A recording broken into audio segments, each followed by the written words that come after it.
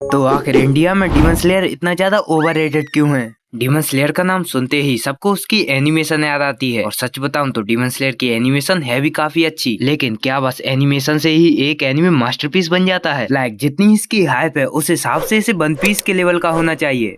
Level देखकर बात कर मेरे भाई, क्योंकि जितना तेरा नाम है उतना तो मेरा बदनाम है।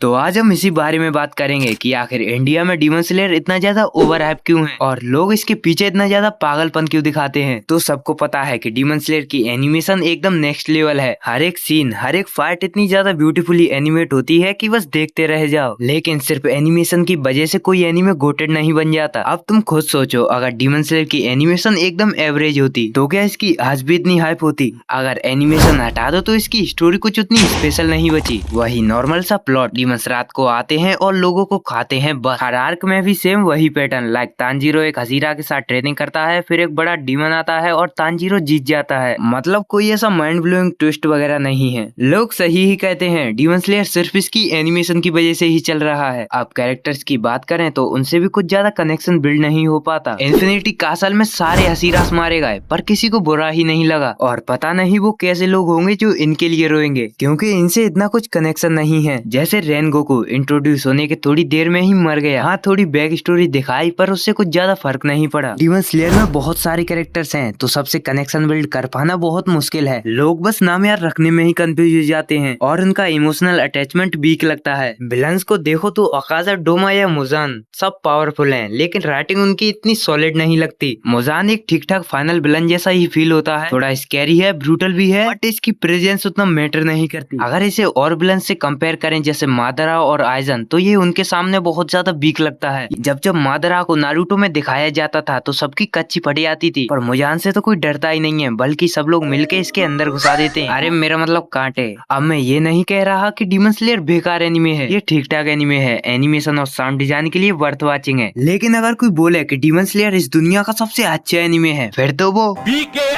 क्योंकि इसमें वो डेप्थ और कॉम्प्लेक्सिटी मिसिंग है जो किसी एनिमे को टॉप टियर एनिमे बनाती है। जैसे attack on Titan, one piece, Naruto, ये एनिमे अपनी स्टोरी और कैरेक्टर्स के साथ लोगों के दिलों में बस जाते हैं। तो मेरे ओपिनियन में डीमन स्लेयर एक देखने लायक एनिमे है, लेकिन ओवररेटेड है। अगर तुम सिर्फ एक्शन और विजुअल्स के लिए देखते हो फिर तो ये ठीक एनिमे है, लेकिन अगर तुम इससे कुछ ज्यादा एक्सपेक्ट करोगे तो शायद ये तुम्हें ज्यादा पसंद नहीं आए। तुम्हारी क्या ओपिनियन है कमेंट्स में बताना। तो आज की वीडियो के लिए सिर्फ इतना ही। अगर अभी तक सब्सक्राइब नहीं किया तो जरूर कर लेना। तो अभी के लिए मैं चलता हूँ।